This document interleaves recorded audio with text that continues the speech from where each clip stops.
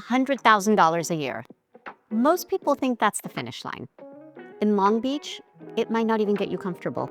And if you're planning to move here or buy here without knowing the real number, you're going to get a very expensive surprise. Long Beach isn't the cheapest coastal city in Southern California, but it's also not the most expensive. It sits in this middle ground that looks manageable from the outside, until you actually break down the numbers. The conventional wisdom is that if you're making six figures, you're fine almost anywhere. And for a lot of the country, that's true. But Long Beach isn't most of the country.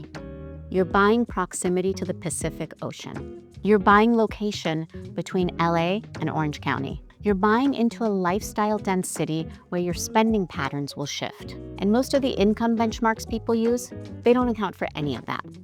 I've seen people move here on what they thought was a solid income and spend their first year financially stressed. Not because they made a bad decision, because they didn't know the real number. So here's what we're covering: the hidden costs most people never budget for, and the ones that hurt the most. What renting in desirable Long Beach areas actually requires to feel comfortable, and the real ownership numbers at today's rates. 3 income tiers and what each one actually buys you here. A 3-step strategy framework so you know exactly where you stand. Let's get into it. Here's where most income calculators completely fail you. They give you rent, they give you a mortgage estimate, and they completely ignore the costs that make or break your actual monthly number. Long Beach has a unique set of hidden expenses that don't show up in any headline income figure. Let's go through them one by one. Parking. In neighborhoods like Belmont Shore and parts of Bluff Park, residential parking costs money, with fees and zone restrictions that affect how you use your own street. If you have guests, if you have a second car, this becomes a real logistical and financial line item. HOA dues. A large percentage of Long Beach's condo and townhome inventory carries HOA fees. Depending on the building's age, amenities, and reserves fund status, these can run from $300 to over $1,000 per month. Unlike a mortgage payment, HOA dues aren't fixed. They can increase, and they can levy special assessments for major repairs. Coastal maintenance. Salt air is aggressive. If you're purchasing anywhere near the ocean, it accelerates wear on paint, fixtures, HVAC systems, roofing, and anything metal. The maintenance cost per square foot for a coastal property is meaningfully higher than an inland property of identical size. This isn't optional. It's a deferred cost if you don't address it. Flood zone insurance. Certain pockets of Long Beach, particularly around the marina and low-lying coastal areas, sit in FEMA flood zones. Standard homeowners insurance doesn't cover flood damage. Separate flood insurance policies in these areas can add hundreds to thousands of dollars annually. Property taxes. California's Prop 13 caps annual increases, but your purchase price resets the base. At a $900,000 purchase, you're looking at roughly $9,000 to $11,000 per year in property taxes, between $750 to $900 per month added to your carrying costs. When you're running your numbers, take your base housing cost, rent or mortgage, and add a realistic buffer of $500 to $1,500 per month, depending on property type and coastal proximity. Most people building a Long Beach budget leave this entire category blank. These aren't surprises for people who know the market. They're surprises for people who came in with someone else's numbers. When you understand the full cost stack, you can plan for it instead of getting hit by it. But before we talk about income tiers, let's talk about what your actual housing options look like right now, because the entry point matters. Point 2, renting. Qualifying versus comfortable. A 1-bedroom in a desirable area of Long Beach, close to the beach, in a well-maintained building and walkable neighborhood can run you anywhere from $2,200 to $3,000 per month. 2 bedrooms push you into the $3,000 to $4,000 range pretty quickly. Most housing providers require roughly 2.5 to 3 times the monthly rent to qualify. So for a $2,500 apartment, that's a $75,000 to $90,000 gross annual income just to get the keys.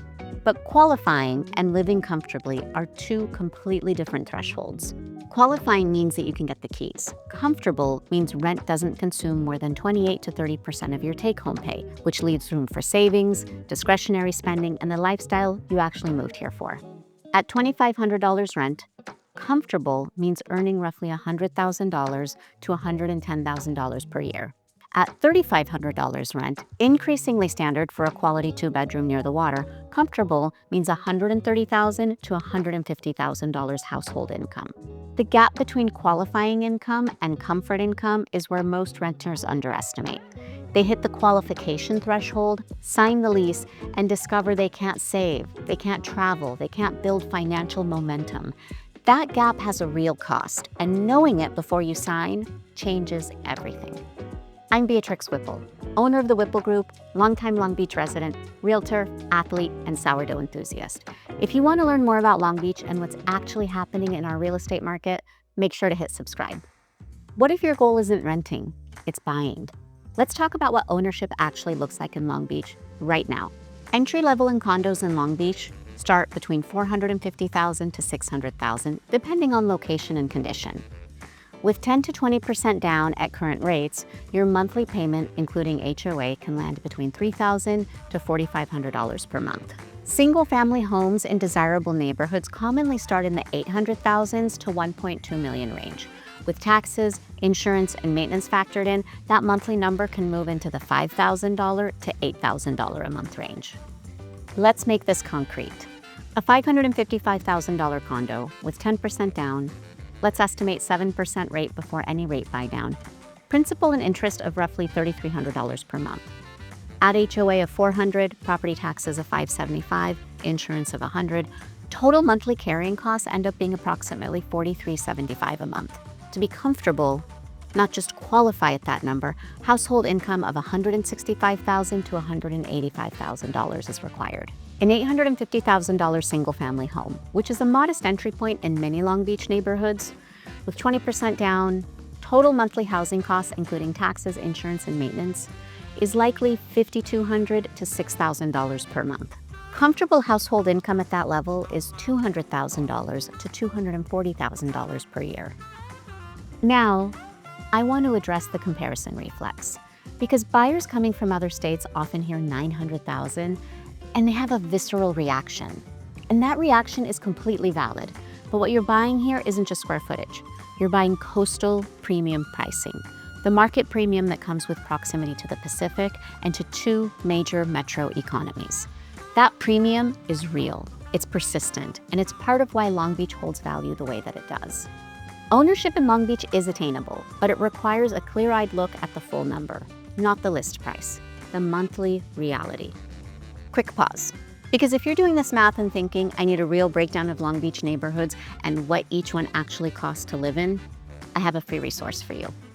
It's my Long Beach relocation guide, my complete insider walkthrough of neighborhoods, pricing tiers, lifestyle trade-offs, commute corridors, and what to realistically expect before you make any decisions. The link is in the description.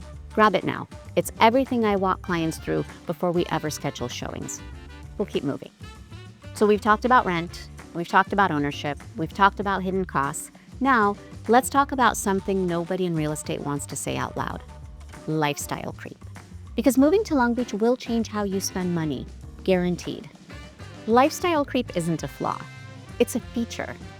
Long Beach is a walkable, experiential city. Restaurants within walking distance, a legitimate coffee culture, beach access year-round, farmers markets, a food and beverage scene that punches well above its weight for a city this size. And when these things are accessible, you use them. Most budgets built before moving to Long Beach are built on current spending patterns shaped by wherever you're living now. If you're moving from a suburban environment where you drove to a strip mall for dinner twice a month, your dining spending is shaped by that friction. Remove the friction. Walk 2 blocks to a restaurant you love. That spending increases.